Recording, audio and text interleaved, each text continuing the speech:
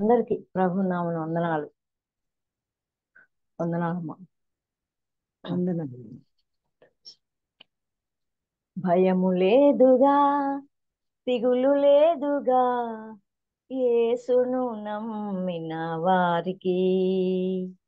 భయము లేదుగా, దిగులు లేదుగా, యేసుని నమ్మిన వారికి. విడువడు నిన్ను, ఎడబాయడు నిన్ను, మాట ఇచ్చిన దేవుడు నిన్ను మరచిపోవునా? మాట ఇచ్చిన దేవుడు నిన్ను మరచిపోవునా? భయము లేదుగా, దిగులు లేదుగా, యేసును నమ్మిన వారికి. ఆహారము లేదని చింత ఏలను, వస్త్రములు లేవని దిగులు ఏలను. ఆహారము లేదని చింత ఏలను, వస్త్రములు లేవని దిగులు ఏలను.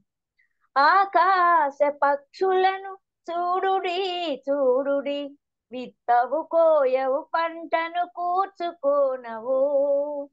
ఆకాశ పక్షులు చూడుడి చూడుడి, విత్తవు కోయవు పంటను కూర్చుకోనవు.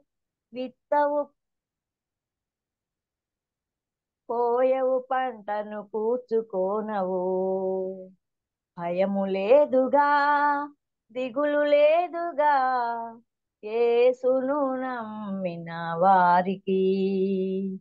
భయము లేదుగా, దిగులు లేదుగా, యేసును నమ్మిన వారికి. తల్లి అయిన మరచిన మరువవచ్చును, తండ్రి అయిన విడిచిన విడువవచ్చును. తల్లి అయిన మరచిన మరువవచ్చును, తండ్రి అయిన విడిచిన విడువవచ్చును. వారైన మరచిన మరువవచ్చునేమో, నేనెన్నడు నిన్ను మరువకుందును. వారైన మరచిన మరువవచ్చునేమో, నేనెన్నడు నిన్ను మరువకుందును. నేనెన్నడు నిన్ను మరువకుందును. భయము లేదుగా, దిగులు లేదుగా, యేసును నమ్మిన వారికి. భయము లేదుగా, దిగులు లేదుగా, యేసును నమ్మిన వారికి. ఆరోగ్యం లేదని చింత ఏలను, ఆర్థికంగా లేనని దిగులు ఏలను. ఆరోగ్యం లేదని చింత ఏలను, ఆర్థికంగా లేనని దిగులు ఏలను. అడుగు వాటి కంటే ఊహించు వాటి కంటే అధికముగా ఇచ్చు యేసు దేవుడుండగా. అడుగు వాటి కంటే ఊహించు వాటి కంటే అధికముగా ఇచ్చు యేసు దేవుడుండగా. చింత దిగులు మాని యేసు ప్రభుని స్తుతించు, చింత దిగులు మాని యేసు ప్రభుని కీర్తించు. భయము లేదుగా, దిగులు లేదుగా, యేసును నమ్మిన వారికి. భయము లేదుగా, దిగులు లేదుగా, యేసును నమ్మిన వారికి.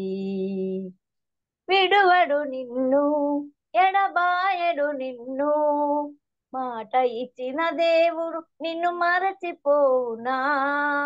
మాట ఇచ్చిన దేవుడు నిన్ను మరచిపోవునా? భయము లేదుగా, దిగులు లేదుగా, యేసును నమ్మిన వారికి. వందనాలమ్మ, అందరికీ వందనాలు. వందనాలమ్మా. చక్కటి పాటని మధురగానం చేసిన అన్నపూర్ణమ్మ సోదరికి వందనాలు. వందనాలు. అవునమ్మా, మనం దేనికి భయపడక్కర్లేదు, దిగులు పడక్కర్లేదు. యేసుని నమ్మిన బిడ్డలం కాబట్టి ఆయన విడవడు, ఎడబాయడు. మాట ఇచ్చిన దేవుడు మర్చిపోడంట. అవును. కాబట్టి ఆహారం లేదని, వస్త్రం లేదని చింత గాని దిగులు గాని పడాల్సిన అవసరం లేదు.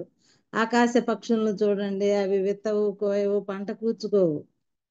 అంతేకాకుండా తల్లి తండ్రి వీళ్ళందరూ మనల్ని విడవచ్చు ఒక సమయంలో, వాళ్ళైనా మర్చిపోతారు. కానీ నేనెన్నడూ నిన్ను మరవనని వాగ్దానం చేసిన మన పరమ తండ్రి మనకున్నాడు. అలాగే ఆరోగ్యం కోసం బాగాలేదని చింతక్కర్లేదు, ఆర్థికంగా లేదని దిగులక్కర్లేదు. అడిగే వాటికంటే, ఊహించే వాటికంటే అత్యధికంగా శక్తి కలిగిన దేవుడు మనకున్నాడు. వాటి చింత దిగులు అన్నీ మాని ఏం చేయాలంట? యేసుని కీర్తించాలంట.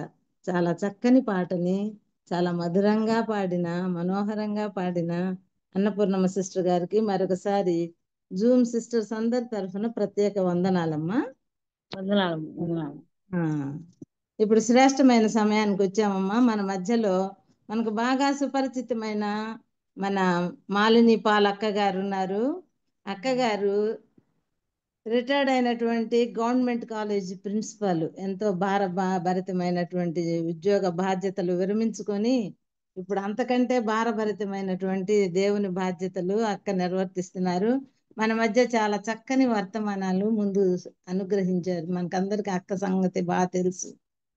ఉపవాస ప్రార్థన గురించి చెప్పారు, త్రిత్వాన్ని గురించి చెప్పారు. ఒకసారి అయితే జీసస్ జోనా ఇద్దరి మధ్య భేదాలు చెప్పారు. లాస్ట్ టైం యుగాలను గురించి చెప్పారు. అక్క మనకి చాలా ఇన్ఫర్మేటివ్ మెసేజెస్ ఇస్తున్నారు. ఎలాగంటే ఎంతో మంది బైబిల్ పండితులు భక్తులు రాసిన మరి కామెంటరీస్ చదివి మనకి చాలా అదనపు ఇన్ఫర్మేషన్ ఇస్తున్నారు. మనకు బైబిల్లో ఉన్నవి కాకుండా చాలా శ్రేష్టమైన సంగతులు మనం వింటున్నాం. ఈరోజు మన మధ్యలో మాలిని పాల్ అక్కగారు ఉన్నారు. అక్కగారు దైవ వర్తమానం అందిస్తారు. అందరూ శ్రద్ధగా ఆలకించండి. ఆత్మీయమైనటువంటి ప్రార్థనాపూర్వకంగా వర్తమానం విని ఆత్మీయ మేలు పొందాలని మనవి చేసుకుంటున్నాం. ఇప్పుడు సమయాన్ని మాలిని అక్క గారికి అప్పచెప్తున్నాము. అక్క వందనాలు అక్క. హలో, వందనాలు. స్టార్ట్ చేయొచ్చా? మొదలు పెట్టండి అక్క. స్టార్ట్ చేయకముందు చిన్న ప్రార్థన చేసుకుందాము. ప్రేమ గల మా నాయన, జీవం గల మా ప్రభువా, ఎంత చక్కటి అవకాశాన్ని అనుగ్రహించారు. మీకు స్తోత్రం. కేజీఆర్కు చేరి వచ్చిన ప్రతి విశ్వాసికి స్తోత్రం చెల్లిస్తున్నాను. I'm very thankful. సిలువ చాటున నన్ను మరుగుపరిచి ఈ అంత్యకాల సూచనలు, ఇటీవల జరిగిన అంత్యకాల సూచనలు రుజువులతో సహా చెప్తుండగా మీరు నాకు తోడుగా ఉండి నడిపించమని, చెప్తున్నది ప్రతి ఒక్కరూ చక్కగా గ్రహించిన దాన్ని వాళ్ళు రాసుకొని పిల్లలకు కూడా వాళ్ళు అది ఎక్స్ప్లెయిన్ చేస్తే బైబిల్ అంటే ఏంటి, యేసయ్య అంటే ఏంటి, అంత్యకాలం ఏం జరుగుతుంది ప్రతి ఒక్కరు గ్రహించేలాగా మీ కృపను అనుగ్రహించమని యేసుక్రీస్తు పేరట అతి వినయంతో బ్రతిమాలి వేడుకొంచున్నారు తండ్రి. ఆమేన్. ఆమేన్. ఆమేన్. వినిపిస్తున్నదా? ఆమేన్. వినిపిస్తుంది అక్క. సరే, ఈరోజు అంత్యకాల సూచనల గురించి చెప్పుకుందాము. అది కూడా అంత్యకాల సూచనలు మనకు ప్రకటన గ్రంథంలో బోలెడన్ని ఆల్రెడీ మనకు జాన్ గారు రాసేశారు. అవన్నీ తర్వాత ఇప్పుడు ఇటీవల కాలంలో అంటే ఒక 6 నెలల లోపల జరిగిన కథలు అనుకోండి ఇవి. ఇప్పుడు ఇటీవల జరిగినవి చెప్పుకుందాం. ఇప్పుడు మనము పండితులు ఏమని పిలిచారంటే బైబిల్ని రుజు ప్రమాణాల గ్రంథము. రుజు ప్రమాణాల గ్రంథము. రుజువు అంటే ఎవిడెన్స్, అంటే ఎవిడెన్స్ చూపించడం. అంటే ఏంటి? ఎవిడెంట్ ఉదాహరణ కాదు, కానీ జరిగింది చూపించి చెప్పడం అనమాట. సో బైబిల్ మనకు అసత్య గ్రంథం కాదు, సత్య గ్రంథము. ప్రతి ఒక్కదానికి రుజువు ఉన్నదండి బైబిల్లో సూచించినవన్నీ. అందుకే అందరూ యెరూషలేంకి వెళ్ళొస్తుంటారు. తెరవబడిన సమాధి ఉన్నది, ఏ స్వామి ఎక్కడ పుట్టాడో ఉన్నది, తర్వాత ఎక్కడ సిలువ వేశారో ఉన్నది, మన యెరూషలేం టెంపుల్ ఎక్కడ కట్టారో ఉన్నది. ప్రతి ఒక్క స్థలము బైబిల్లో చూపించిన స్థలాలన్నీ మనం వెళ్ళి చూడొచ్చు. అంటే దాని అర్థం ఏంటి? రుజువు ఉన్నదని అర్థం అన్నమాట. అంటే చారిత్రక యథార్థత కలిగిన గ్రంథం, సత్య గ్రంథం. కానీ ఇందులో చెడు కూడా ఉందండి. చెడు కూడా రాశారు, చెడు ఉందని కాదు, చెడు రాశారు. ఎటువంటి చెడు అంటే తండ్రి కూతుళ్ళ దగ్గర సత్సంబంధం లేదు, కోడలు మామ దగ్గర సత్సంబంధం లేదు, అవి కూడా రాశారు. ఇట్లాంటివన్నీ జరిగాయి కాబట్టి యేసయ్య ఏం చేశాడంటే మానవ రూపంలో ఈ భూమి మీద జన్మించారు. దేనికని? సత్యాన్ని, నీతిని స్థాపించడానికి. ఇవన్నీ గ్రహించాలి. గ్రహిస్తే మనకు ఆశీర్వాదం ఉంటుంది, లేకపోతే పాతాళం ఉంటుంది. అందుకే ఇప్పుడు చెప్తున్నవి రుజువుల సహా చెప్తున్నప్పుడు మీరు దయచేసి గమనించండి. తర్వాత గుర్తు పెట్టుకోండి, రాసుకోండి. ఇది మన ఇంట్లో పిల్లలకి చెప్పండి. నేను ఎప్పుడు ఏమని ఫీల్ అవుతానంటే, మనం రాసుకున్న నోట్బుక్ ఒక వీలునామా అండి. మీరు ఎన్ని ఆస్తులు, ఎంత బంగారు, ఎంత ఇల్లు ఇచ్చినా దానికి విలువ లేదు. దేవుని వాక్యాన్ని ఇస్తే చాలా విలువ. ఎందుకంటే వచ్చే కాలము అంత్యకాలంలో ఉంటున్నాం మనము. బైబిల్ కూడా ఇంట్లో ఉంటే తీసుకెళ్ళిపోతారండి, ఉండదు, ఉంచరు. మన ఇళ్లలో బైబిల్స్ ఉంచరు. నేను మొన్న ఒక వీడియో చూశాను.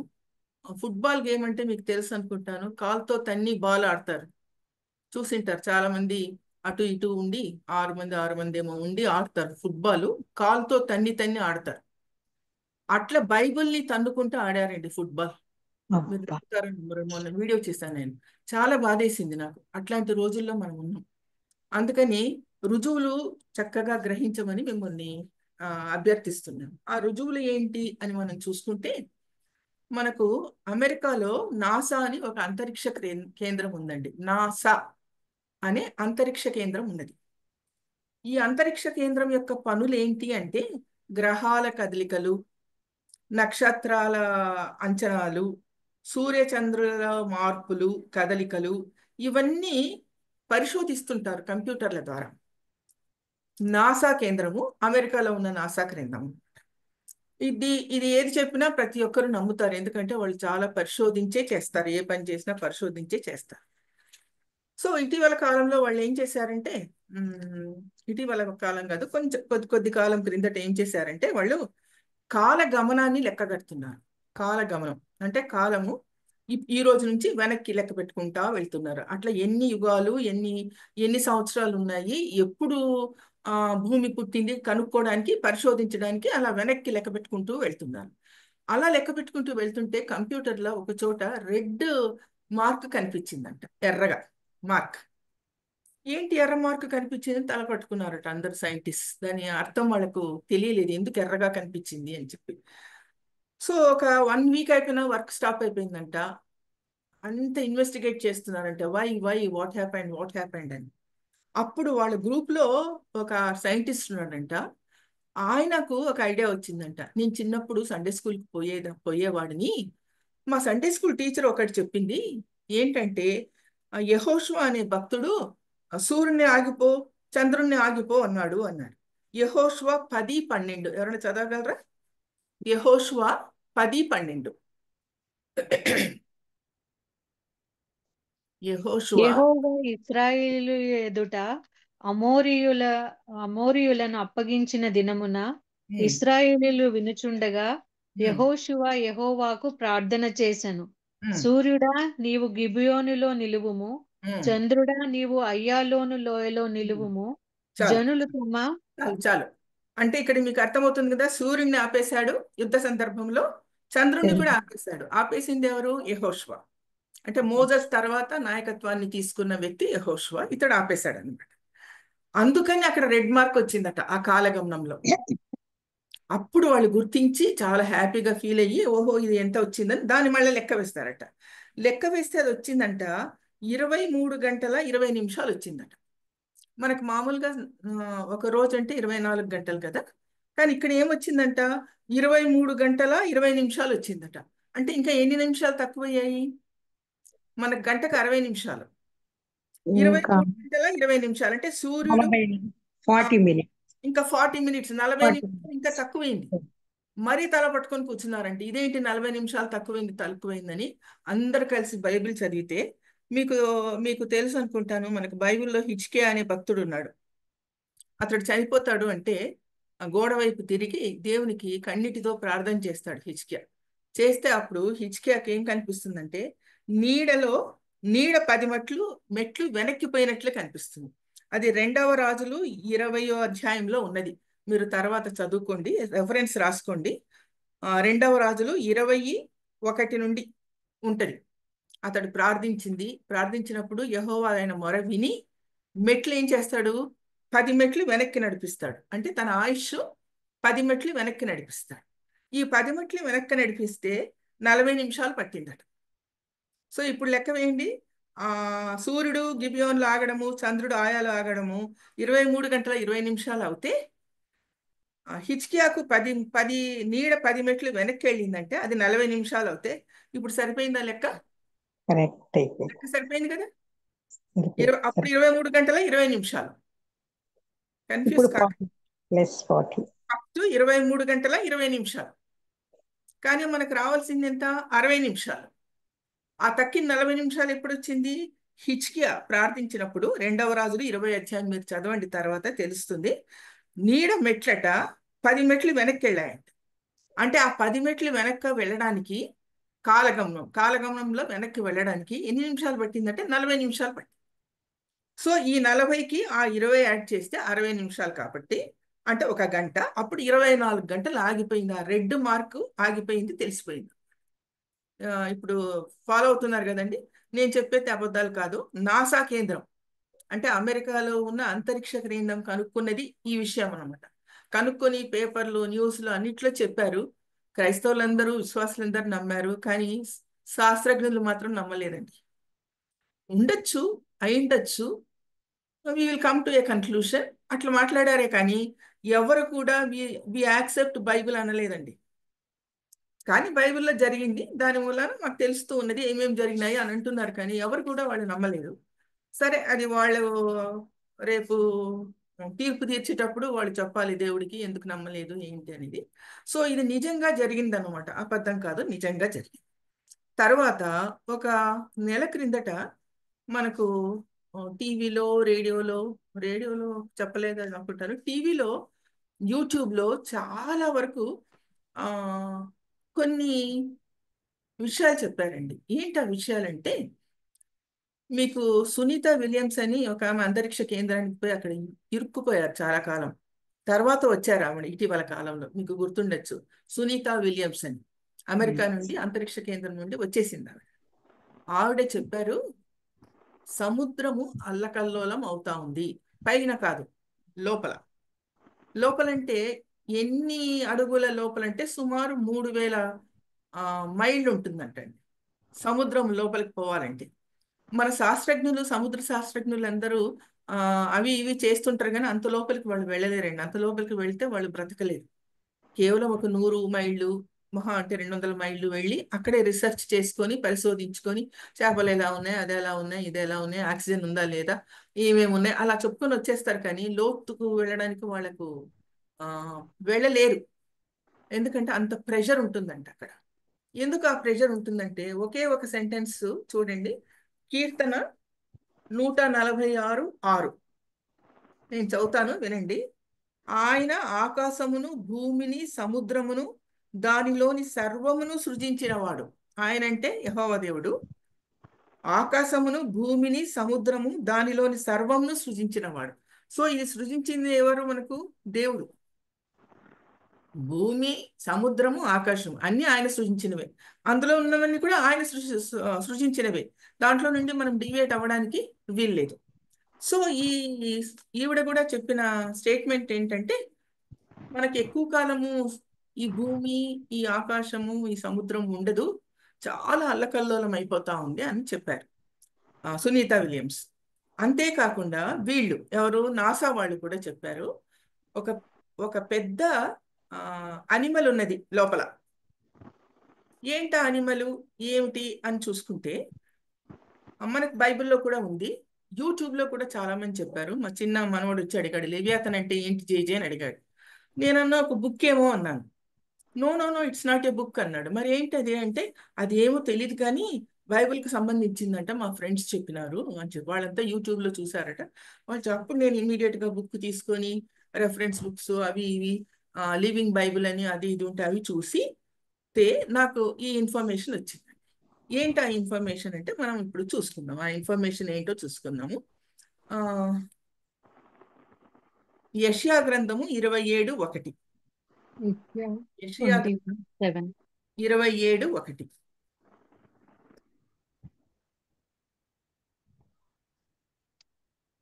ఆ దినమున యెహోవా గట్టిదై గొప్పదై బలమైన తన ఖడ్గము పట్టుకొనను. తీవ్ర తీవ్ర సర్పమైన మకరమును వంకర సర్పమైన మకరమును ఆయన దండించును. సముద్రము మీదనున్న మకరమును సంహరించును. చాలండి, థ్యాంక్ యూ. ఇది మకరం. ఈ మకరాన్ని ఏమని పిలిచారంటే లెవియాథన్ అని పిలిచారు. ఇంగ్లీష్ లో లెవియాథన్, LEVIATHAN, లెవియాథన్ అని పిలిచారు ఇంగ్లీష్ లో ఈ మకరాన్ని. ఈ ఇంగ్లీష్ పదమే కానీ ఇది గ్రీకు భాషలో నుండి పుట్టిందనమాట. గ్రీకులో ఈ లెవియాథన్ అనేది ఉన్నది. ఆ గ్రీకు భాష నుండి ఇంగ్లీష్లోకి వచ్చింది లెవియాథన్ అని. లెవియాథన్ అంటే తెలుగు ట్రాన్స్లేషన్ అంటే వంకర సర్పమైన మకరము అని అర్థం. వంకర సర్పమైన మకరము. ఈ వంకర సర్పమైన మకరము అని అంటే ఏంటంటే ఇంగ్లీష్లో చెప్పుకుంటే స్పైరల్ సీ మాన్స్టర్ అంటారు. Spiral sea monster. స్పైరల్ అంటే స్ప్రింగ్ అంటారు చూసారు, ఇట్లా రౌండ్ రౌండ్ రౌండ్ రౌండ్ ఉంటుంది స్ప్రింగ్. ఎప్పుడన్నా మీరు చూసింటారు, స్ప్రింగ్స్ ఉంటాయి మనకు. ట్రైన్ కింద స్ప్రింగ్స్ ఉంటాయి, బస్ కింద స్ప్రింగ్స్ ఉంటాయి, ఇట్లా రౌండ్గా చుట్టుకొని ఉంటాయి. అవి తీయరు, ఇట్లా వెడల్పుగా తీయరు కానీ, పొడుగ్గా తీయరు కానీ చుట్టుకొని ఉంటాయి. దాని మీద బ్యాలెన్స్ ఉంటాయి, అంటే బండి యొక్క బ్యాలెన్స్ దాని మీద ఉంటుంది అన్నమాట. స్పైరల్, స్ప్రింగ్ అంటారు అనమాట. Spiral sea monster. పెద్ద మాన్స్టర్ అంటే పెద్ద దయ్యంలాగా, పెద్ద భూతము దయ్యంలాగా. అది ఎక్కడుందంట? సముద్రంలో ఉందంట. అందుకే దాన్ని ఏమని పిలిచారంటే స్పైరల్ సీ మాన్స్టర్ అంటారు. స్పైరల్ సీ మాన్స్టర్ అని పిలిచారనమాట. అదే మనం ఇప్పుడు ఇక్కడ చూసుకున్నాం.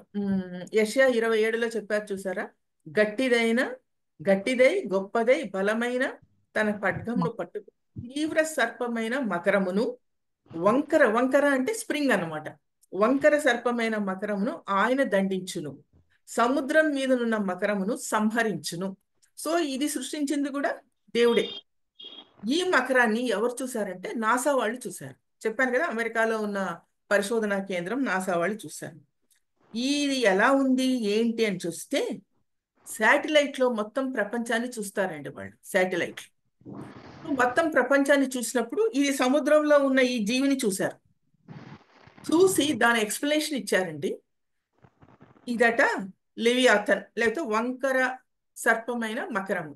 ఇదంట సుమారు 500 కిలోమీటర్లు ఉన్నదట.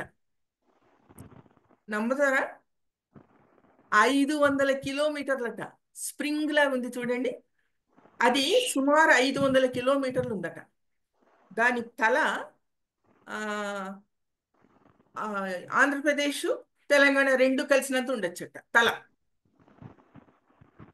అంటే అది కూడా ఎన్నో వందల కిలోమీటర్స్ అనమాట తల. చాలా భయంకరం అంట. ఎంత భయంకరంగా ఉంటే చూడ్డానికే భయపడ్డారట వీళ్ళు. అట్లాంటి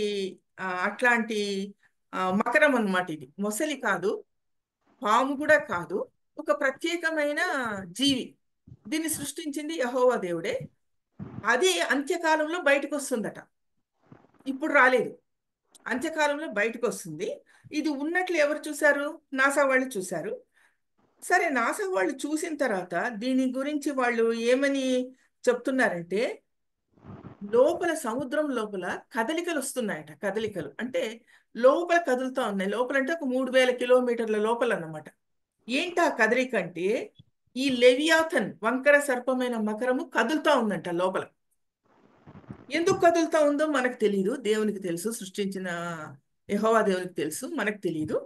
అది కదులుతున్నప్పుడు ఏమవుతుందంటే దాని నోటి శ్వాసలో నుండి భయంకరమైన అగ్ని జ్వాలలు వస్తాయట.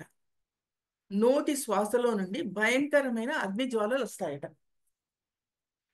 ఆ అగ్ని జ్వాలలు వస్తుంటే ఏమవుతున్నదంటే లోపల మంచు కరిగిపోతా ఉందట. లోపల మంచు కూడా ఉంటుందండి. ఆ మంచు కరిగిపోతుందంట. సముద్ర మట్టం పెరిగిపోతా ఉందట. అందుకే సముద్రం మట్టం ఏంటంటే ఊర్లోకి వస్తాయి, నీళ్ళంతా ఊర్లోకి వస్తున్నాయి. నేను ఎందుకు ఊర్లోకి వస్తున్నాయి నీళ్ళు అని చెప్తున్నా అంటే, ఇండియా కూడా ఫేస్ చేసింది అది. ఎట్లా ఫేస్ చేసింది ఇండియా అంటే, ఒరిస్సా సముద్రం తీరంలో ఒడ్డున సుమారు 7 లక్షల తాబేళ్లు బయటకు వచ్చాయంట. నేను చూశాను అది. 7 లక్షల తాబేళ్లు.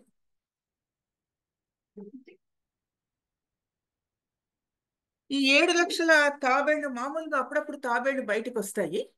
కానీ ఈ తాబేళ్లు ఏం చేస్తాయంటే ఇసుక తవ్వి గుడ్లు పెట్టేసి మళ్ళీ సముద్రంలోకి వెళ్ళిపోతాయండి. ప్రతి సంవత్సరం వస్తాయి ఈ తాబేళ్లు. కానీ ఇప్పుడు ఈసారి వచ్చినప్పుడు కొంచెం వేరుగా ఉంది దాని ప్రవర్తన. 7 లక్షల తాబేళ్లు వచ్చి నేను చూశాను టీవీలో, ఇంగ్లీష్ న్యూస్లో చూపించారు. 7 లక్షల తాబేళ్లు వచ్చినాయి, కొంచెం చుక్కలు ఉన్నాయి, ఇంత ఉన్నాయి తాబేళ్లు. ఒరిస్సా గవర్నమెంట్ ఏం చేస్తుందంటే దాన్ని లోపలికి పంపించడానికి ట్రై చేస్తా ఉంది. కానీ అవి లోపలికి పోవడం లేదు. ఎందుకు పోవడం లేదు ఏంటో తెలియదు అనమాట. లోపలికి పోకుండా బయటనే ఉన్నాయి. నెక్స్ట్ డే వచ్చి చూసే లోపల 7 లక్షలు చచ్చిపోయి ఉన్నాయండి. అన్ని టీవీలో చూపించారు, ముందు రోజు చూపించారు, నెక్స్ట్ డే చనిపోయిన రోజు కూడా చూపించారు, ఇంగ్లీష్ న్యూస్లో చూపించారు. ఎంత ఆశ్చర్యం వేసిందంటే అప్పుడు ఈ నాసా వాళ్ళు చెప్తున్నారు, అది కదిలి ఉఫ్ అని గాలి వదిలిందట లోపల. ఏది? ఈ వంకర సర్పమైన మకరము లెవియాథన్. అది వదిలినందుకు ఆ వేడికి ఉండలేక ఈ తాబేళ్లు 7 లక్షలు బయటకు వచ్చి చచ్చిపోయాయి. సరే, మన దేశంలోనే ఇది ఉన్నదేమో అని అనుకుంటే అలా కాదండి. ఆస్ట్రేలియా సముద్రంలో ఏమైందంటే ఒడ్డుకు తిమింగిలాలు అంటే మీరు వేల్స్ అంటారు, ఎప్పుడైనా చూసారో లేదో, వేల్స్ తిమింగిలాలు అంటారు. అవి జయంట్ వేల్స్ అంటారు. జయంట్ వేల్స్ అంటే పెద్ద పెద్ద తిమింగిలాలు అంటారు, మనుషుల్లే మింగేస్తాయి. అంటే ఇప్పుడు మన యోనాని మింగింది చూడండి చేప, అట్లాంటిది అనమాట. అవేట ఆస్ట్రేలియా సముద్రం ఒడ్డు మీద 170 తిమింగిలాలు వచ్చాయి. అది కూడా మనకి న్యూస్లో చూపించారండి. రుజువు చెప్తున్నా నేను. 170 తిమింగిలాలు వచ్చేసాయి. వీటిని కూడా లోపలికి పంపడానికి ట్రై చేశారు. ఎవరంటే ఆస్ట్రేలియా గవర్నమెంట్. కానీ ఇవి పోలేదు. నెక్స్ట్ డే అన్ని చచ్చిపోయి 170 తిమింగిలాలు చచ్చిపోయి. ఏమిటి అంటే అప్పుడు నాసా వాళ్ళు చెప్పారు, లోపల అది కదిలింది, గాలి వదిలింది, ఆ వేడికి తట్టుకోలేక ఇవన్నీ బయటకు వచ్చి చచ్చిపోయాయి అని చెప్పారు. దేవుని సృష్టి చూడండి ఎలా ఉన్నదో. సో అప్పుడు వీళ్ళు బైబిల్ పండితులు వీళ్ళందరూ కలిసి బైబిల్లో ఉందేమో చూద్దామని చెప్పి చూశారండి. ఎక్కడ చూశారంటే యోబు గ్రంథము 41. యోబు గ్రంథము 41. యోబు గ్రంథము 41. 1 ముందు 1 చదవండి. నీవు మకరమును గాలముతో బయటికి లాగగలవా? దాని నాలుకకు తాడు వేసి లాగగలవా? తర్వాత 9 చదవండి. 9. దాన్ని చూసినప్పుడు మనుషులు వానిని నడిపించుకుందురన్న ఆశ విడిచెదరు. దాన్ని కూడా చూసిన మాత్రం చేతనే ఎవరికైనా గుండెలు అలసిపోవును కదా. ఇంకా చదవండి. ఇంకా 9 తర్వాత దాని రేపుకైనను తెగింపగల శూరుడు లేడు. అట్లుండగా నా ఎదుట నిల్వగలవాడెవడు? నేను తిరిగి ఇయ్యవలసి ఉండునట్లు నాకెవడైనను ఏమైనను ఇచ్చనా? ఆకాశ వైశాల్యం అంతటి 13. ఎవడైనా దాని పై కవచమును లాగివేయగలడా? దాని 2 దవడల నడిమికి ఎవరైనా రాగలడా? దాని ముఖద్వారములను తెరవగలవాడెవడు? దాని పళ్ళ చుట్టూ భయంకరములు కలవు. దాని గట్టి పొలుసులు దానికి అతిశయాస్పదము. ఎవరునూ తీయలేని ముద్ర చేత అది చేయబడి ఉన్నది. తర్వాత 24 చదవండి. దాని గుండె రాతి వలె గట్టిగా ఉన్నది. అది తిరుగటి క్రింది దిమ్మంత కఠినము. అది లేచినప్పుడు బలిష్ఠులు భయపడుదురు. అధిక భయం చేత వారు మైమరతురు. 27. ఇది ఇనుములను గట్టిపోచగాను ఇత్తడిని పుచ్చిపోయిన కర్రగాను ఎంచును. బాణము దానిని పారదోలజాలదు. వడిసెల రాళ్ళ దాని దృష్టికి చెత్తవలే ఉన్నవి. దుడ్డు కర్రలు గట్టి పరకలుగా ఎంచబడును. అది వడిగా పోవుచుండు ఈటెను చూచి నవ్వును. చూసారా? 32 చదవండి. తర్వాత అది తాను నడిచిన త్రోవను తన వెనుక ప్రకాశింపజేయును, చూచిన వారికి సముద్రము నెరసిన వెంట్రుకలుగా తోచును. 33. అది అది భయము భయం లేనిదిగా సృజింపబడినది, భూమి మీద దాని వంటిది ఏదియూ లేదు. చూసారా? అది గొప్ప వాటినన్నిటిని తిరస్కరించును, గర్వించిన జంతువులన్నిటికీ అది రాజు. రాజు. ఇదండి ఇప్పుడు ఈ లెవియాథన్ ఉందన్నమాట సముద్రంలో మనకు ఉన్నది. కదిలితేనే తాబేళ్లు చనిపోయాయి, ఈ తిమింగలాలు చనిపోయి, ఇంకా అది బయటకు వస్తే ఎలా ఉంటుందో ఒక్కసారి ఆలోచించుకోండి. చాలా భయంకరమైనది. మనకు యోబు పండితుడు అది చెప్పాడు, యోబు ప్రవక్త. యోబు గ్రంథము 66 గ్రంథాలలో ఫస్ట్ రాసిన గ్రంథం అండి. 1520 బీసీలో రాశారు. 1520 బీసీలో రాశారు యోబు గ్రంథం. ఈ యోబు గ్రంథానికి మీకు తెలుసా ప్రతి గ్రంథానికి ఒక గుర్తుంటుందని? తెలుసా అండి? తెలీదా? సరే, ఇదంతా అయిపోయిన తర్వాత నేను చెప్తాను 66 గ్రంథాలకు ఉన్న గుర్తులు. రాసుకుంటారా మరి? అప్పుడు చెప్తాను. సో ఫస్ట్ రాసిన గ్రంథం ఏంటంటే యోబు గ్రంథము. ఇది 1520 బీసీలో రాశారు, క్రీస్తు పూర్వము. దీనికి గుర్తు ఏంటంటే ముళ్ళ కంచె దీని గుర్తు అన్నమాట. సో 1520 సంవత్సరంలోనే యోబు రాశాడనమాట దీని గురించి. దర్శనం ద్వారా బహుశా రాసింటారు. మకరము, ఈ మకరాన్ని చూచినప్పుడు మనుషులు దానిని చూసి ఆశ విడుచుకుంటారని చెప్పాడు 9వ అధ్యాయం 9వ వచనంలో చూడండి. పొడ చూచిన మాత్రం చేత ఎవరికైనా గుండెలు అవిసిపోవునట, దాన్ని రేపుటకు తెగింపగల సూర్యుడు లేడు.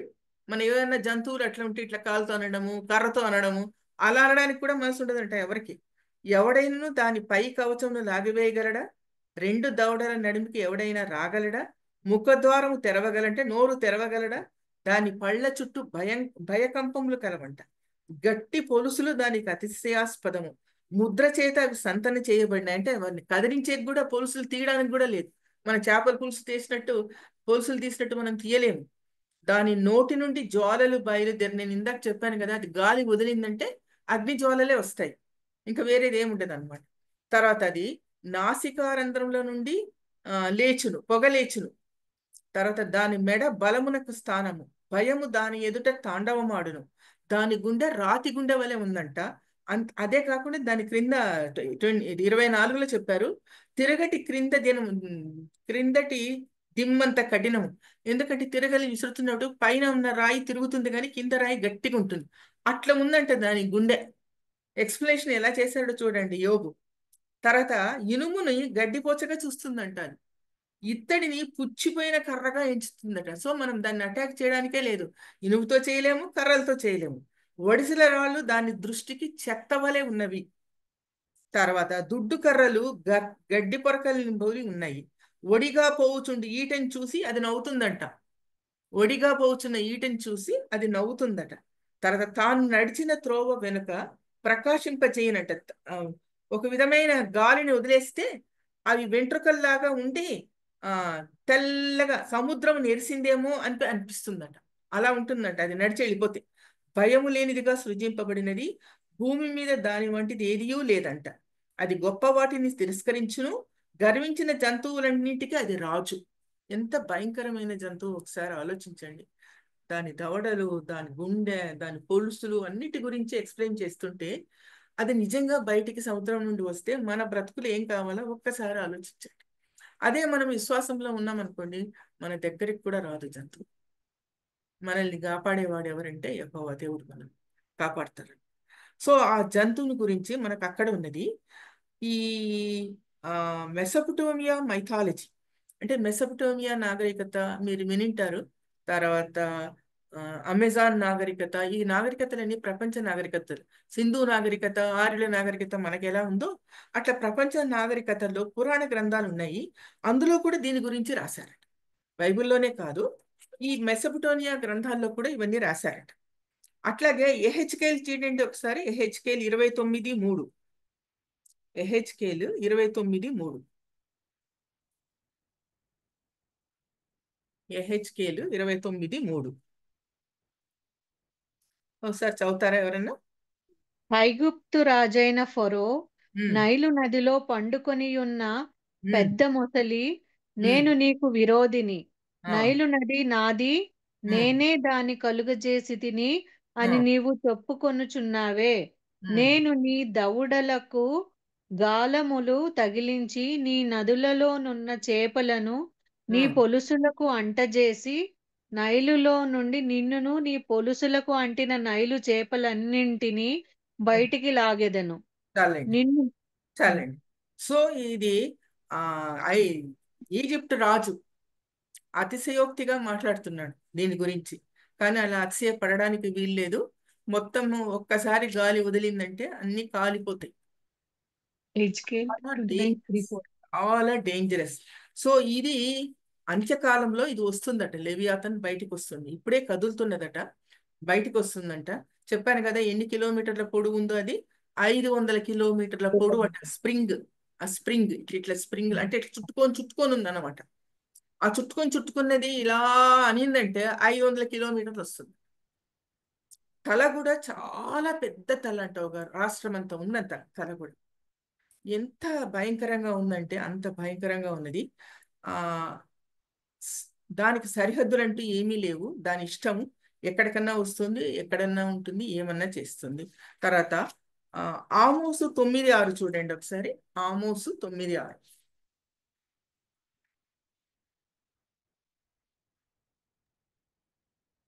ఆకాశమందు తన కొరకై మేడగదులు కట్టుకొనువాడును, ఆకాశ మండలమునకు భూమియందు పునాదులు వేయువాడును ఆయనే.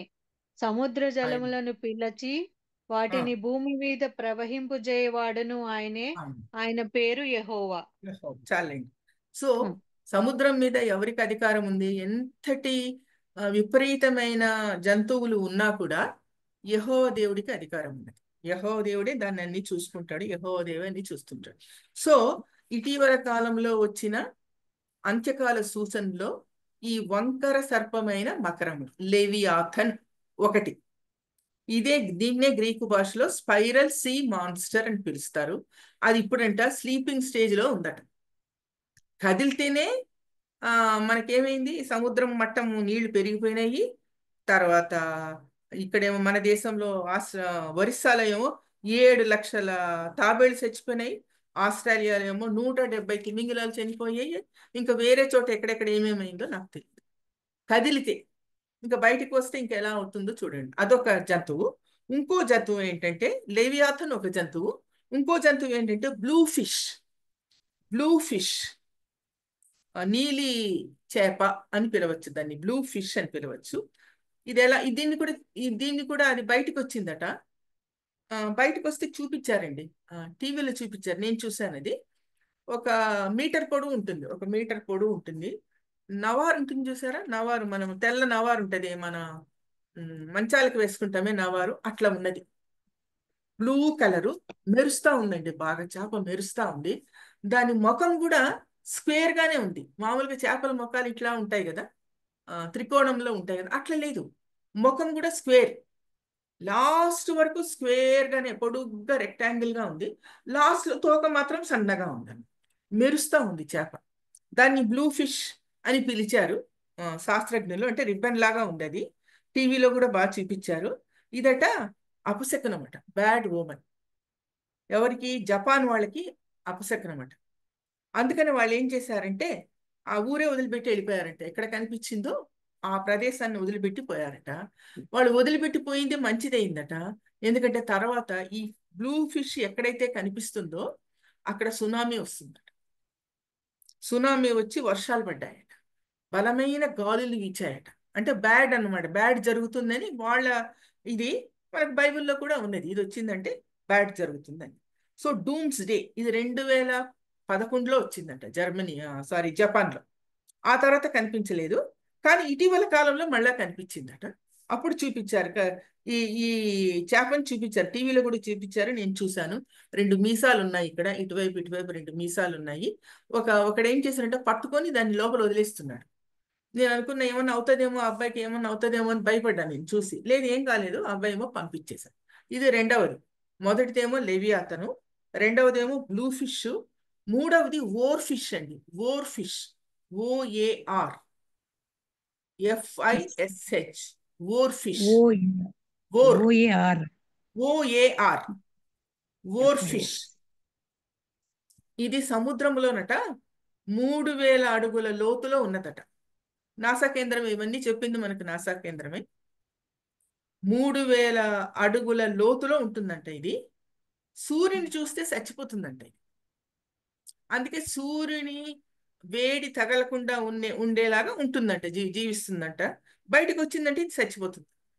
ఇదట కేరళ దగ్గర కనిపించింది. ఇది కూడా టీవీలో చూపించారండి, నేను చూశాను. కేరళ ఇది ఇది చేప బయటికి రాగానే అక్కడ ఉన్న చిన్న చిన్న చేపలన్నీ బయటకు వచ్చి చచ్చిపోయాయండి. దానికి గాలి తగిలితేనే చచ్చిపోతాయంట. కాకపోతే మనుషులు ఏం చేశారంటే ఆ చచ్చిపోయిన చేపలన్నీ ఏరుతున్నారు. అప్పటికి అది లోపలికి వెళ్ళిపోయేసింది. అందుకని వీళ్ళు బ్రతికారట. ఒకవేళ ఆ చేప బయట ఉన్నప్పుడు వీళ్ళు అక్కడ ఉండింటే ఆ గాలి వదులుతుంది చూడండి చేప, దానికే చనిపోతారట. ఈ చనిపోయాయంట చేపలన్నీ. శాస్త్రజ్ఞులు అవి తీసుకొని చూస్తే ఇది పాయిజనస్ చేపలు తినద్దండి అని చెప్తే వాళ్ళు ఎవరు కేరళ వాళ్ళు తినలేదట. స్టేట్మెంట్ కూడా ఇచ్చాడు కేరళలో అది పట్టుకున్న వ్యక్తి. మీరు అది టీవీలో చూపెట్టారు, మనకు బైబిల్లో కూడా ఉంది చూడండి. కీర్తన 148, కీర్తన 148 తీసారా? 148 ఆంటీ 7. భూమి మీద నున్న మకరములారా, అగాధ జలములారా, యెహోవాను స్తుతించుడి. అగ్ని వడగండ్లలారా, హిమమా, ఆవిరి, ఆయన ఆజ్ఞను నెరవేర్చు తుఫాను, పర్వతములారా, సమస్తమైన గుట్టలారా, ఫలవృక్షములారా, సమస్తమైన దేవదారు వృక్షములారా, మృగములారా, పశువులారా, నేలను ప్రాకు జీవులారా, రెక్కలతో ఎగురు పక్షులారా. చూసారా? భూమి మీద మకరంలారా, అగాధ జలమురా, యెహోవాను స్తుతించుడి. ఎన్ని ఇట్లా వింత వింత జంతువులు ఇక మనకు కనిపిస్తాయి. ఎన్ని కనిపించినా మనం చేయవలసింది ఏంటంటే దేవుని స్తుతించాలి. అవి ఏమి మమ్మల్ని చేయలేదు యేసయ్య, నీకు స్తోత్రము. మా దగ్గరికి కూడా రాలేదు యేసయ్య, నీకు స్తోత్రము. ఒకవేళ వచ్చినా అక్కడ నీ విశ్వాసులు ఎవరైనా ఉంటే వాళ్ళని కాపాడు. ఇలా మన ప్రేయర్స్ ఉండాలి, కానీ భయపడకూడదు. భయపడడానికి ఏమీ ఆస్కారం లేదు, మనం భయపడకూడదు. అట్లాగే 74:13 చూడండి. కీర్తన 74:13.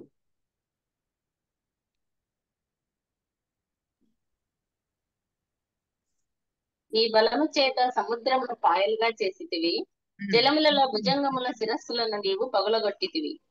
మకరము యొక్క శిరస్సును నీవు ముక్కలుగా కొట్టితివి, అరణ్యవాసులకు దానిని ఆహారంగా ఇచ్చి. చాలండి. చూసారా? జలములలో భుజంగముల శిరస్సులను పగలగొట్టేది దేవుడే.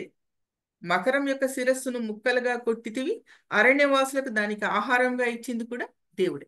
సో దాన్ని పుట్టించింది దేవుడే, సృష్టించింది దేవుడే, దాన్ని చంపేది కూడా దేవుడే. మహాసంహారం చేయబోతున్నాడు దేవుడని మనకు యెషయా గ్రంథం కూడా ఒకసారి చూడండి. 34:6. యెషయా 34:6. యెహోవా ఖడ్గము రక్తమయమగును, అది క్రొవ్వు చేత కప్పబడును.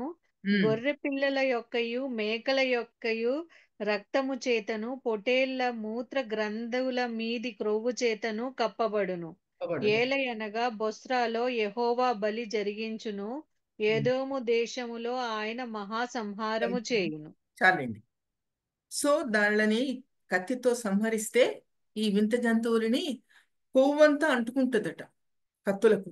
ఎంత ఘోరంగా ఉంటుంది చూడండి. అసలు ఆ కొవ్వును చూస్తేనే ఒక విధంగా ఉంటుంది. ఇంకా కొడితే అది కత్తులకు అంటుకుంటున్నదంటే ఎంత ఇదిగా ఉంటుందో ఒకసారి ఆలోచించండి.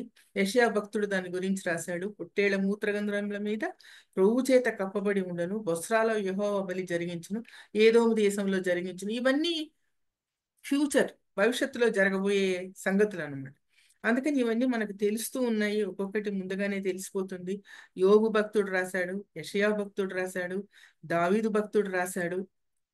ఇవన్నీ మనం గుర్తుంచుకొని చాలా జాగ్రత్తగా, చాలా విశ్వాసంతో మనం జీవించాలండి.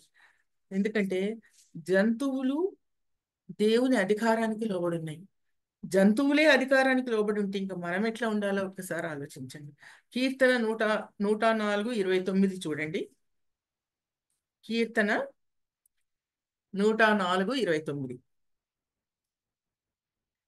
కీర్తన 104. మట్టి చేసుకనగా అది కలతబడును. నీవు వాటి ఊపిరి తీసివేయినప్పుడు అవి ప్రాణములు విడిచి మంటి పాలగును. నీవు నీ ఊపిరి విడువగా అవి సృజింపబడును. అట్లా నీవు భూతలమును నూతనపరచుచున్నావు. యెహోవా మహిమ నిత్యముండును గాక. యెహోవా తన క్రియలను చూచి ఆనందించును గాక. ఆయన భూమిని చూడగా అది వణకును. ఆయన పర్వతములను ముట్టగా అవి పొగరాజును. నా జీవిత కాలం అంతయు నేను యెహోవాకు కీర్తనలు పాడేదను. నేనున్నంత కాలం నా దేవుని కీర్తించేదను. చాలండి. ఇది దావీదు భక్తుడు రాశాడు. కీర్తనల గ్రంథాన్ని మనం చదువుతుంటే ఎంత చక్కగా ఉంటాయి కీర్తన గ్రంథం, మీరు ఆలోచించవచ్చు. ఆయన ఏం పండిట్ కాదండి, తెలుగు పండిట్ కాదు, ఏం పిహెచ్డి చేయలేదు, ఏం చేయలేదు, ఏదో కొద్దిగా ఉండిండొచ్చు. కానీ ఎంతో పరిశుద్ధాత్మ శక్తితో రాశాడు కాబట్టి ఎంతో లోతైన అర్థంతో రాశాడు. అందుకే కీర్తనలు చాలా ఫేమస్ మనకు. తర్వాత మీరు ఇంకొక విషయం కూడా మీకు చెప్తాను. లండన్లో క్యాంటర్బరీ చర్చ్, అట్లా కొన్ని క్వీన్ ఎలిజబెత్ పోతున్న చర్చ్, ఆవిడ్ని బరీ చేసిన ప్లేసు, ఇంకా కొన్ని పాత చర్చెస్ ఉన్నాయండి. పూర్వకాలం ఎప్పుడో స్టార్ట్ చేసిన చర్చెస్, ఇటీవల కాలంలో స్టార్ట్ చేసిన చర్చెస్ అట అన్నీ ఏమంటారు దాటిని, హోటల్స్ అయిపోయాయట, బార్స్ అయిపోయాయట. ఇప్పుడు ఎక్కడ బల్ల ఎవరు తీసుకోవడం లేదు, ఎవరు చర్చెస్కి వెళ్ళడం లేదు. చాలా పాపం ఎక్కువైంది లండన్ దేశంలో కూడా. కానీ కొన్ని దేవాలయాలు ఎప్పుడో పూర్వకాలం కట్టినవి, పెద్ద పెద్ద దేవాలయాలు, కానీ 10 మంది 20 మంది కన్నా ఎక్కువ రారట. వాళ్ళు ఆరాధిస్తుంటారంట, దేవుణ్ణి ఆరాధిస్తూ ఉంటారట. వాళ్ళు చెప్పడం ఏంటంటే దేవుని అధికారానికి లోబడి ఉండాలని, లోబడి లేకపోతే మనకు అన్ని లాభాలు ఏమి ఉండవు, కానీ నాశనమే జరుగుతూ ఉంటుందని చెప్తుంటారు. సో లండన్లో వీళ్ళు ఏం చేస్తారంటే ఈ 150 కీర్తనలు ఉన్నాయి కదండి, అవే పాడతారంట చర్చిలో. మనము పురుషోత్తం చౌదరి రాసిన పాటలు, జగన్నాథరావు పాసిన పాటలు, ఇంకా ఇట్లా మన వాళ్ళు కూడా ఇప్పుడు చాలా మంది కొత్త కొత్త పాటలు రాస్తున్నారు. ఇవన్నీ నేర్చుకొని బాగున్నాయంటే పాడుతూ ఉంటాం మనం. వాళ్ళు అలా పాడరట, కేవలం కీర్తనలు. ఇతను ఎవరు, మన దావీదు రాసిన కీర్తనలే చదువుతారంట, వేరేవి చదవరట. అది వాళ్ళ పద్ధతి. తర్వాత యోబు గ్రంథము 38:41 చూడండి. యోబు గ్రంథము 38:41.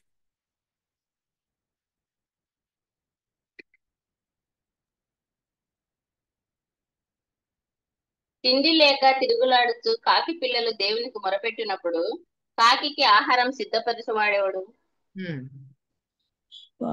జంతువులు దేవునికి మహిమ తెస్తున్నవి అని ఉంటారు చూడండి. 38:41. అదే లాస్ట్ అండి. సో జంతువులు దేవుని మహిమపరుస్తున్నాయి, మనుషులు మహిమపరచడం లేదు, కానీ జంతువులు మహిమపరుస్తున్నాయి దేవుణ్ణి. అట్లాగే కీర్తనలు 24:1 చూడండి. 24:1. భూమియు దాని సంపూర్ణతయు లోకమును దాని నివాసులను యెహోవావే. అదే. సో సమస్తము యెహోవాదే. అది చెడ జంతువైనా మంచి జంతువైనా అది మనుషుల మీద పడాలి, మనుషుల్ని నష్టం చేపెట్టాలంటే అది యెహోవా ఆజ్ఞనే. ఆయన సమస్తము యెహోవాదే. నష్టపరచు అంటే నష్టపరుస్తాయి, ఏం చేయొద్దంటే ఏం చేయవు, గప్చుపుని లోపల ఉండమంటే ఉంటాయి. మానవునికి లేదండి ఇంతటి విధేయత, కానీ సముద్ర జంతువులకు ఉన్నది విధేయత. అది మనం గ్రహించాలి. సముద్రంలో ఉన్న ఒక్కొక్క రకమైన ఫిష్ అప్పుడప్పుడు బయటికి వచ్చి గుర్తు చేస్తా ఉన్నాయి, మేమున్నాము, అంత్యకాలంలో దేవుని యొక్క ఆజ్ఞను బట్టి మేము వస్తాము బయటికి, మేము వస్తే ఇలా ఉంటుందని మనకు రుచి చూపిస్తున్నాయండి. ఎంత ఘోరమైన ఆకారం కలిగి ఉన్నాయో మనం ఇప్పుడు యోబు గ్రంథం 41 చదివితే తెలుస్తూ ఉన్నది. చాలా ఘోరం, భయం వేస్తుంది, చెప్తుంటేనే భయం వేస్తుంది. ఆ బ్లూ ఫిష్ చూస్తుంటే నవార్లాగా ఉంది, పట్టుకోవడానికి రావడం లేదు, ఇట్లా వెళ్ళిపోతా ఉందండి. ఓర్ ఫిష్ కూడా అంతేనండి, చాలా భయంకరంగా ఉన్నాయి ఇవన్నీ ఫిష్లు. ఇవన్నీ ఎక్కడో ఉండేటివి బయటకు వచ్చి మనకు శాంపుల్ చెప్తున్నాయి. మేము వస్తే ప్రపంచం ఇలా ఉండదు, జాగ్రత్త అని చెప్తుంది. సో ఈ అంత్యకాల సూచనలు ఇటీవల కాలం జరిగినవి మాత్రమే ఈ 3 చూశాను నేను, ఇదే మీకు చెప్తున్నాను. ఇప్పుడు మనము రాసుకుంటారా మరి? 66 గ్రంథాల గుర్తులు చెప్తాను. ఏమ్మా? చెప్పండి అండి. రాసుకుంటాం అక్క, చెప్పండి. ఎందుకంటే మన టైం ఉంది కాబట్టి రాసుకుంటే బాగుంటుంది. ఇప్పుడు మీరు బుక్ లో రాసుకుంటుంటే 4 భాగాలు చేయాలి బుక్ ని. 4 పార్ట్స్. 4 పార్ట్స్ లో పైన ఏమో గ్రంథము. ఫస్ట్ పార్ట్ లో పైన హెడ్డింగ్ గ్రంథము.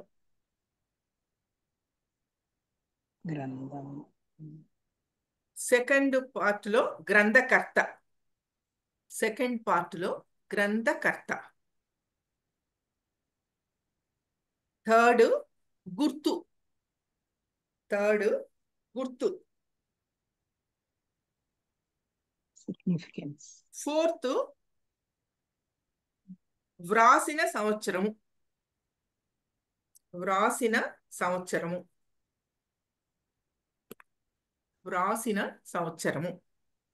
మళ్ళా చెప్తాను, ఒకసారి చూసుకోండి. పేపర్ని 4 భాగాలు చేయండి. మొదటి భాగమేమో గ్రంథము, రెండవ భాగమేమో గ్రంథకర్త, మూడవ భాగమేమో గుర్తు, నాలుగవ భాగమేమో సంవత్సరం. అంటే వ్రాసిన సంవత్సరం. ఈ గ్రంథాన్ని ఏ సంవత్సరం రాశారు? సరేనా? నంబర్ 1 ఆదికాండం.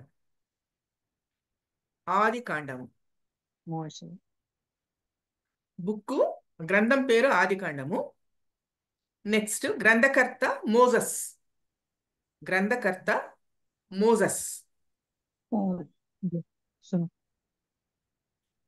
తర్వాత గుర్తు సృష్టి.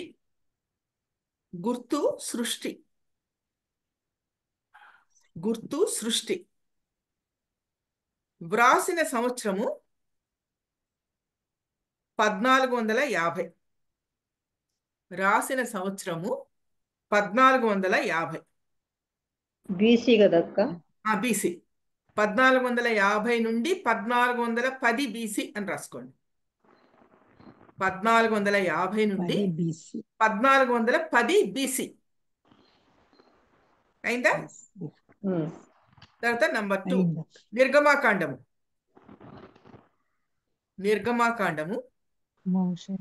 ఇది కూడా మోజసే రాశాడు. ఊటే ఇట్లా డిటో పెట్టేసుకోండి మోజస్ అని. గుర్తు దగ్గర ఎర్ర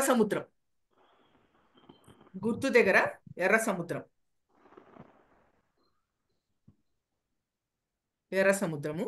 సంవత్సరము డిటో అంటే 1450 నుండి 1410 వరకు రాశాడు. సో డిటో పెట్టేసుకోండి. తర్వాత మూడవది లేవియాకాండము.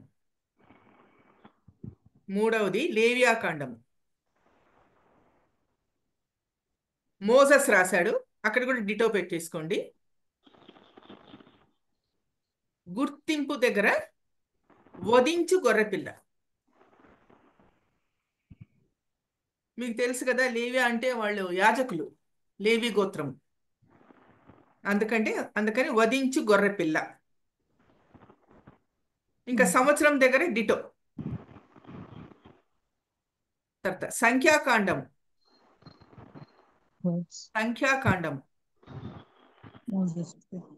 గ్రంథకర్త మోససే, డిటో పెట్టేసుకోండి. గుర్తు దగ్గర పిట్ట. పిట్ట అంటే పక్షి. సంవత్సరం దగ్గర డిటో. నెక్స్ట్ 5వది ద్వితీయోపదేశకాండము.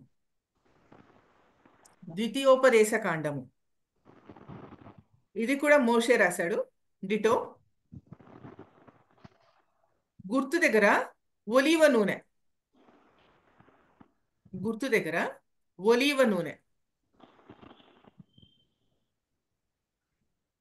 ఇది రాసిన సంవత్సరం 1407. 1407 BC. అయిందా?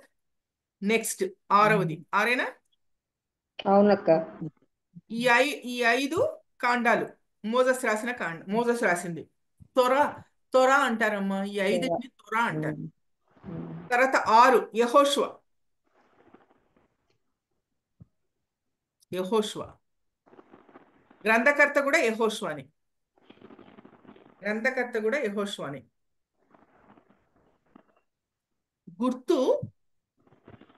గుర్తు లాబ్రింత్. తెలియనక్క.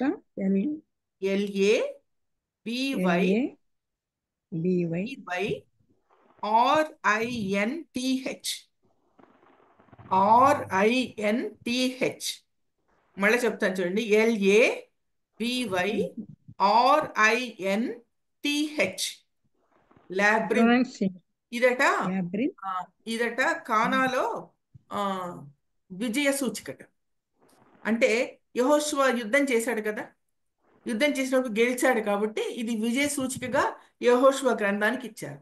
లాబ్రింత్ అంటారు దాన్ని. ఏదో ఇట్లా ఉంటుంది, ఏదో ఇట్లా పట్టుకున్నట్లు అట్లా ఉంటుంది.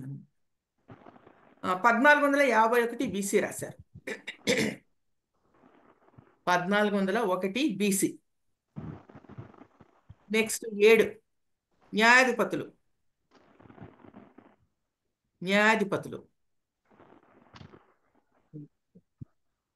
ఇక్కడ గ్రంథకర్త దగ్గర వదిలేసేయండి, ఎందుకంటే ఎవరు రాశారో సరిగ్గా చెప్పలేదు. ఎవరు సమూయేలు అంటారు, అన్నోన్ అంటారు, మనకు తెలియదు కాబట్టి అక్కడ గ్యాప్ వదిలేసేయండి. గుర్తు దగ్గర చెక్క సుత్తి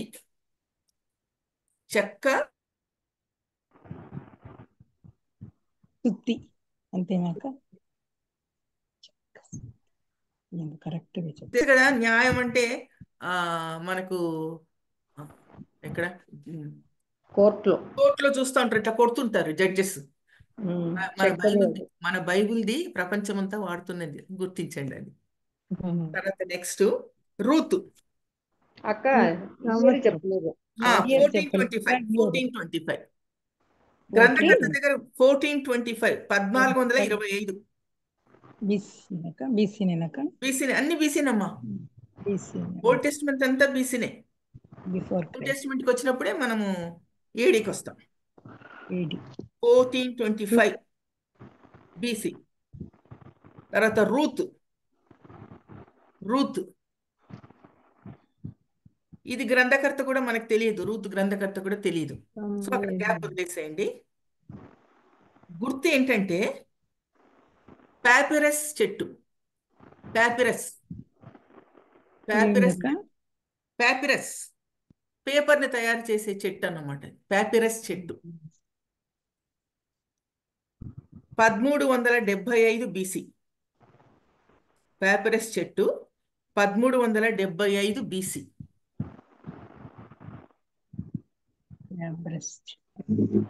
అయిందా? నెక్స్ట్ 9 మొదటి సమూయేలు.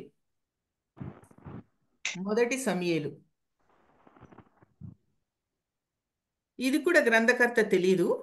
సమూయేలే అంటారు కదక్క. అంటారు కానీ డెఫినెట్ గా చెప్పడం లేదు. అందుకే మనము డెఫినెట్ లేనప్పుడు రాసుకోకూడదు కదా మనంతరకు మనము. సో మొదటి సమూయేలు అంతే, రెండవ సమూయేలు కూడా అంతే, అన్నోన్, తెలియదు అని. తర్వాత గుర్తు. మొదటి సమూయేలుకు గుర్తు పాము. రాసింది 1171 BC. 1171 BC. తర్వాత రెండవ సమూయేలు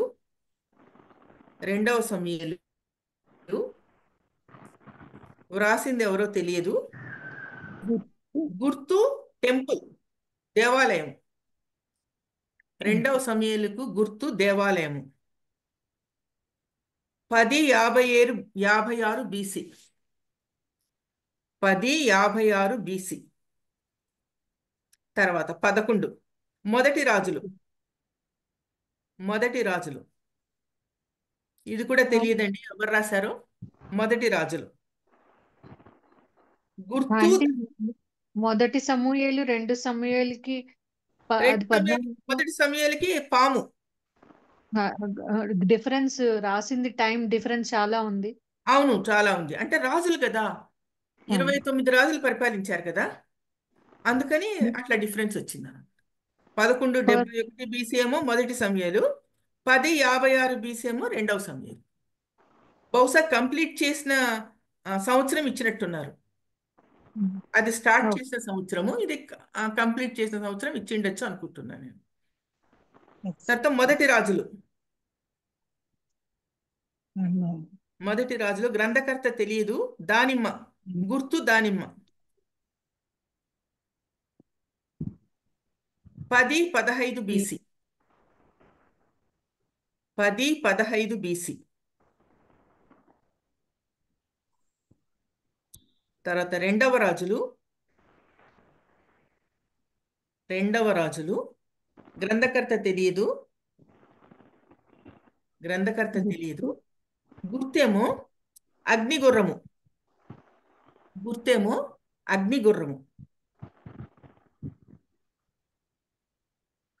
896 బీసీ.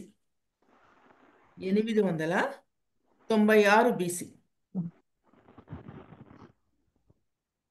మొదటిది 896 బీసీ.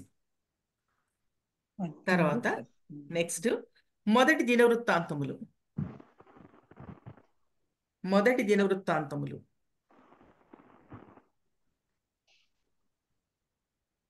గ్రంథకర్త ఎజ్రా.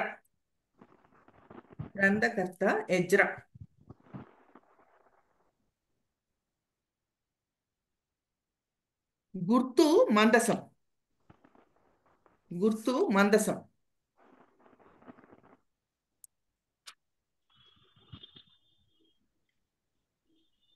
ఆంటీ రెండవ రాజులు గుర్తు అంటారు సార్, ప్లీజ్ ఆంటీ. రెండవ రాజుల గుర్తా? అగ్నిగుర్రం. Fire horse. అగ్నిగుర్రము. Fire horse. 896 BC. Second Chronicles. తర్వాత దినవృత్తాంతములు రాసింది ఎజ్రా. మొదటి దినవృత్తాంతములు రాసింది ఎజ్రా. గుర్తు మందసం.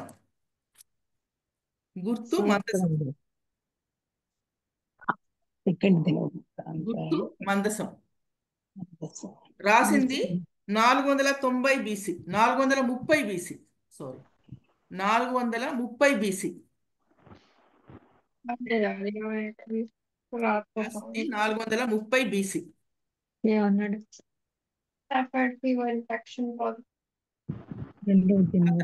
రెండవ దినవృత్తాంతములు. అది రాసింది కూడా ఎజ్రా.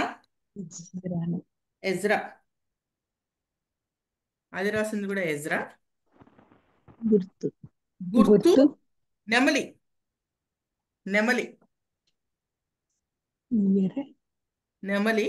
ఇది కూడా 430 బీసీ. 430 బీసీ. తర్వాత నెహమ్యా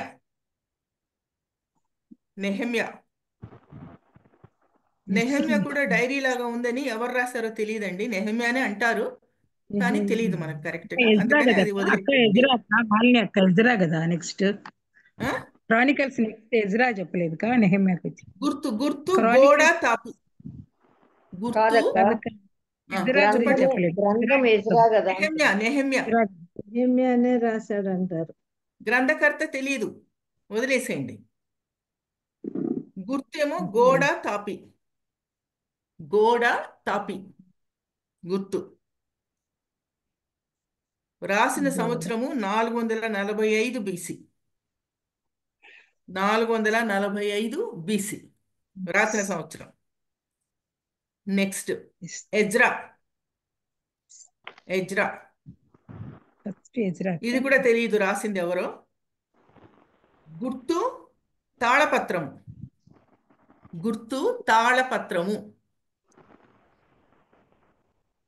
పూర్వకాలం తాళపత్రాల్లో రాసేవాళ్ళు కదా, అదనమాట తాళపత్రం. సంవత్సరము 450 BC. సంవత్సరము 450 BC.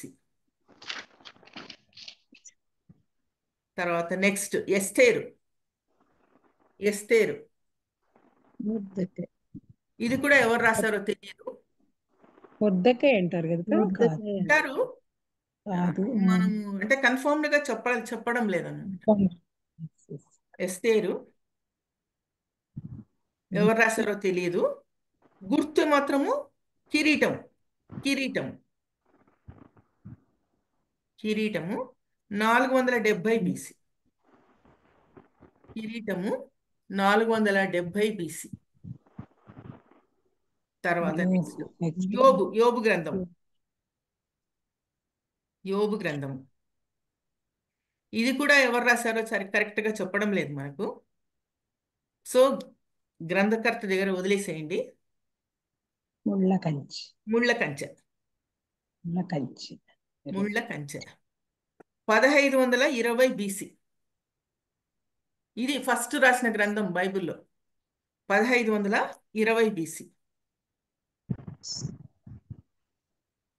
నెక్స్ట్ కీర్తనలు. కీర్తనలు చాలా మంది రాశారు. దావీదు, ఎలా రాసుకుంటారో చాలా మంది రాశారు. దావీదు, కోరా, ఆసాపు, సొలొమోను, మోసెసు, హగ్గయి, అవన్నీ అక్కడే ఉన్నాయి లేక కీర్తనలోనే ఉన్నాయి కదా. సో అది గుర్తు పెట్టుకోండి. గుర్తు మాత్రం సితార. గుర్తు సితార. సితార వాయిస్తూ ఉండేవాడు కదా, అందుకని సితార. ఆ గుర్తులు కూడా గ్రంథాలకు అనుగుణంగానే ఉన్నాయి, చూడండి, గమనించండి ప్రతి గుర్తు. తర్వాత సామెతలు.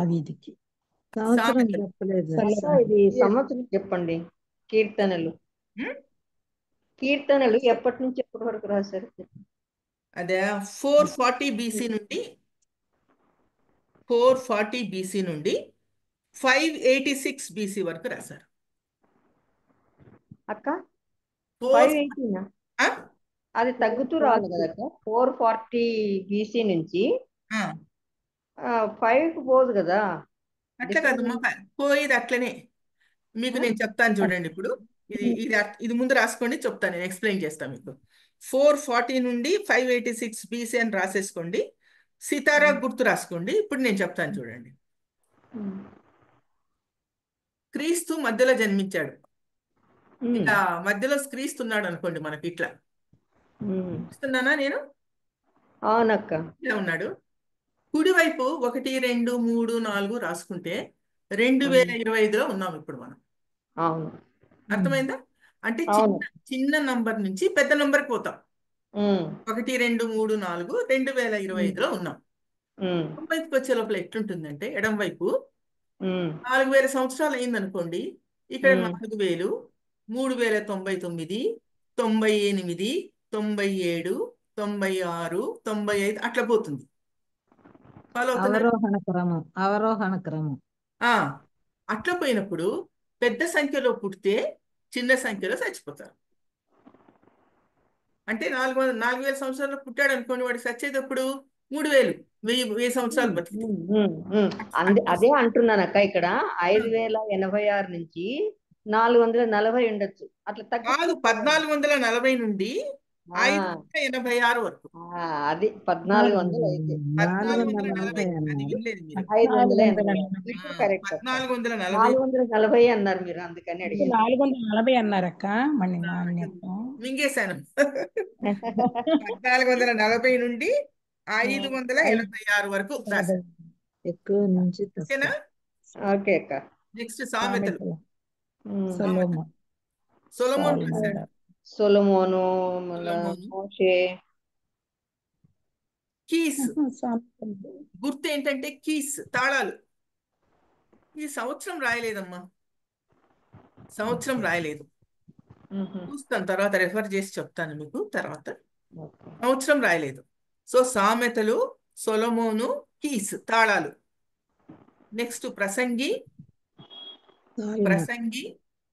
సొలొమోను, ప్రసంగి, సొలొమోను, గుర్తు ద్రాక్ష గుత్తి. ద్రాక్ష.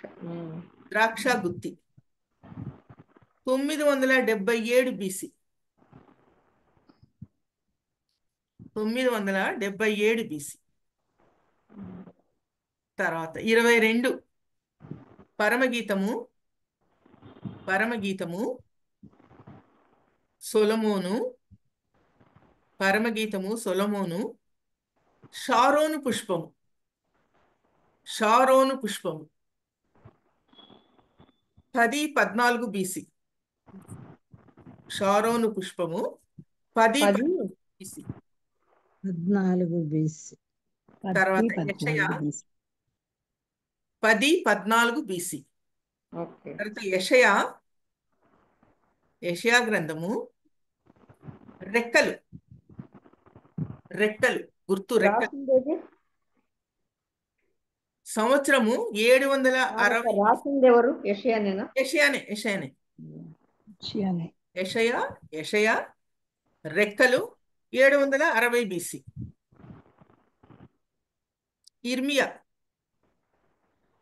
ఇర్మియా రాసింది కూడా ఇర్మియానే. గుర్తు కుమ్మరికుండ. 3 రోజుల నుంచి కుండని గురించి వింటున్నాను. అవును, అందుకే నేను కూడా కుమ్మరి కుండానే అనుకున్నాక. కుమ్మరికుండ సంవత్సరం అక్క 629 BC. 629 BC. విలాప వాక్యాలు ఇర్మియాని. అది కుండ అన్నారు కదా, నేను ఒక రెఫరెన్స్ చూపిస్తాను, ఎవరైనా చదువుతారా? లేకపోతే నేనే చదువుతాను. 45 యెషయా 9. మంటికుండ పెంకులలో ఒక పెంకయ్యుండి తన్ను సృజించిన వానితో వాదించు వానికి శ్రమ.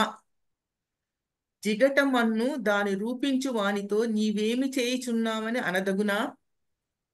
దీనికి చేతులు లేవని నువ్వు చేసినది నీతో చెప్పదగునా? నీవు ఏమి కనుచున్నావని తన తండ్రితో చెప్పు వానికి శ్రమ. చూసారా ఎంత బాగా యెషయా. ఎన్నో వచనం ఆంటీ? ఎన్నో వచనం? 45:9 అమ్మా. 9. ఓకే. 45:9. విలాపవాక్యంలో కూడా ఉందా? లేదు. లేదక్క, లేదక్క. షేలోనే రచయిత ఇర్మియానే అంటుంది. అంటాడు, మంటి పెంకులలో ఒక పెంకై సృజించిన వానితో వాదించు వానికి శ్రమట. మనం వాదించకూడదు. జిగటమన్ను దాన్ని రూపించు వానితో నువ్వు ఏం చేయిచున్నావు అని అనదగునా? అడగదు కదా జిగటమన్ను. నువ్వేం చేస్తున్నావు, నాతో కొండ చేస్తున్నావా, పూజ చేస్తున్నావా, ఏం చేస్తున్నావు అని అడగదు. నోరు మూసుకొని ఉండాలి. మనము దేవుని చేతిలో జిగటమన్ను లాంటిది. వీనికి చేతులు లేవని నువ్వు ఏం చేసి నీతో చెప్పదగునా? చెప్పడానికే వీల్లేదా? ఎంత చక్కటి వాక్యాలు ఉన్నాయి మనకు బైబిల్లో. కాకపోతే మనం ఏంటంటే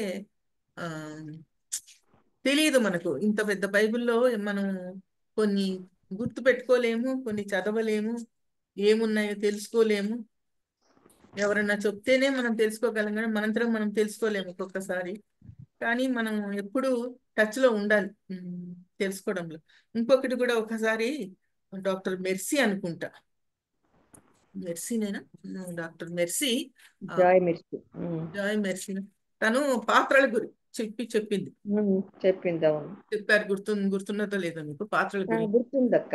నిన్న కూడా ఒక అమ్మాయి, మరి మొన్న ఒక అమ్మాయి చెప్పింది. తను ఒక విషయాన్ని చెప్పారు. ఏంటంటే కళ్ళు ఐరిస్ ఒకటేలాగా ఉండదు అని చెప్పారు. గుర్తుందా మీకు? ఉందక్క. కళ్ళు ఒకటేలాగా, ఐరిష్ థంబ్ ఇంప్రెషన్ ఒకటేలాగా ఉండదు అని చెప్పారు. గుర్తుంది కదా మీకు? ఇప్పుడు యోబు గ్రంథము 37:7 చదవండి. యోబు గ్రంథము 37:7. మనుష్యులందరూ ఆయన సృష్టి కార్యమును తెలుసుకున్నట్లు ప్రతి మనిషిని చేతిని బిగించి ఆయన ముద్ర వేసి ఉన్నాడు. జంతువులు చూడండి, ప్రతి మనిషిని చేతిని బిగించి ఆయన ముద్ర వేసి. అందుకే మీ చేయలాగా నా చేయి ఉండదు, నా చేయలాగా ఇంకొకటి ఉండదు. దీని ఆధారంగానే ఆధార్ కార్డు వచ్చింది మనకు. కళ్ళు కూడా అంతేనట్టు. కళ్ళు కూడా అంతేనంట. బైబిల్ చాలా లోతైన గ్రంథం అమ్మ. అన్ని బైబిల్లోనే, ఇప్పుడు మనం చేసేదంతా బైబిల్లోనే, కాకపోతే గ్రహించడం లేదు మనుషులు, అంతే.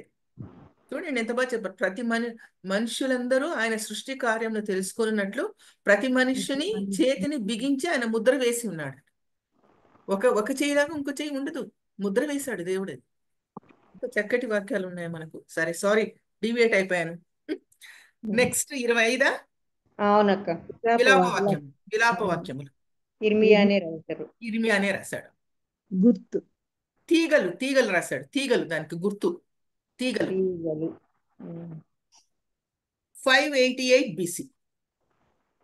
తీగలు 588 BC.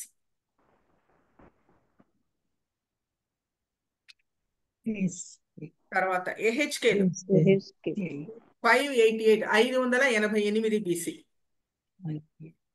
తర్వాత ఎహెచ్కేలు రాసింది కూడా ఎహెచ్కేలే రాశాడు. గుర్తు అస్థిపంజరం. అస్థిపంజరం.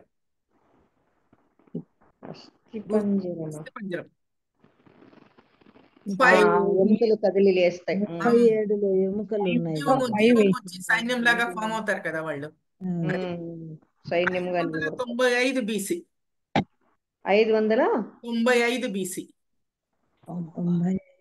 అంటే విలాపవాక్యముల కంటే ఇది ముందు రాయబడింది. మరి వాళ్ళు అన్ని పెడుతున్నప్పుడు ఒకటి పైకి కిందకి ఎందుకు తెలియదు, కానీ ఇంకా దాన్నే మనం ఫాలో అవుతున్నాం.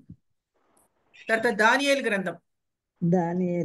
దానియేలు వ్రాసింది కూడా దానియేలే. గుర్తు రెక్కల సింహం. రెక్కల సింహం. గుర్తు రెక్కల సింహం. 607 BC. 607 BC. తర్వాత 28 హోషయ.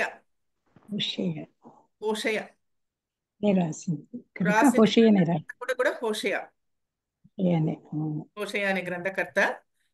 గుర్తు పువ్వులు. 785 BC. 785 BC. నెక్స్ట్ యోవేలు. రాసింది కూడా యోవేలే. కాకి. గుర్తు కాకి. 800 BC. 800 BC. తర్వాత ఆమోస్. రాసింది ఆమోసే. 30 గుర్తక్క. 30 ఆమోసు. గ్రంథకర్త ఆమోసు. పండ్లగంప.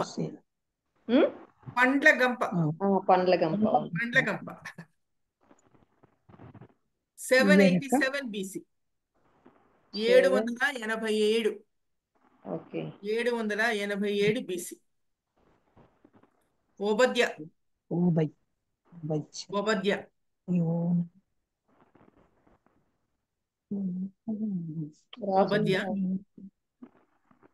రాసింది ఎవరో తెలియదు. పర్వత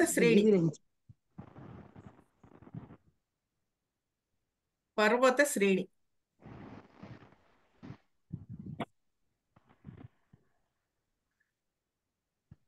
ఇది సంవత్సరం కూడా అన్నోన్, వదిలేసేయండి. నెక్స్ట్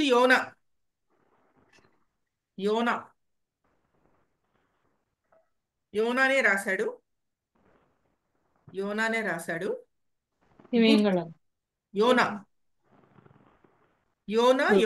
రాసింది కూడా యోనానే. గుర్తు తుఫాను. చేయకుంటుంది అనుకున్నాం. తుఫానే కదా. తుఫాను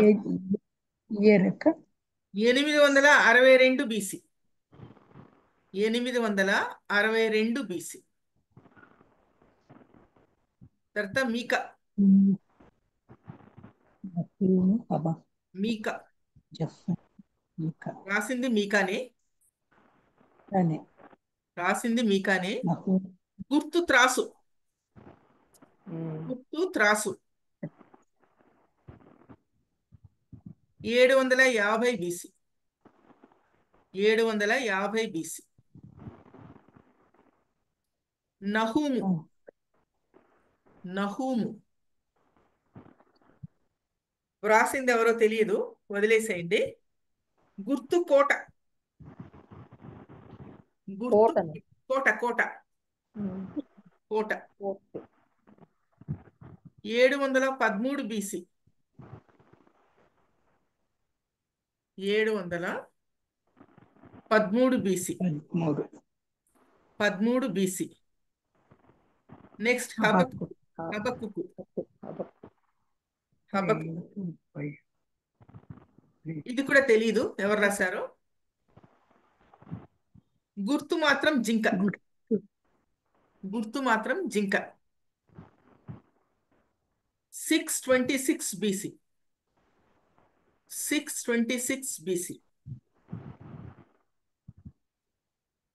నెక్స్ట్ జెఫన్యా. ఆంటీ గుర్తు ఒకసారి ప్లీజ్ ఆంటీ. హబక్కుకు. హబక్కుకు జింక. ఇంకా జింక. జింక 626 BC. జెఫన్యా. నెక్స్ట్ జెఫన్యా.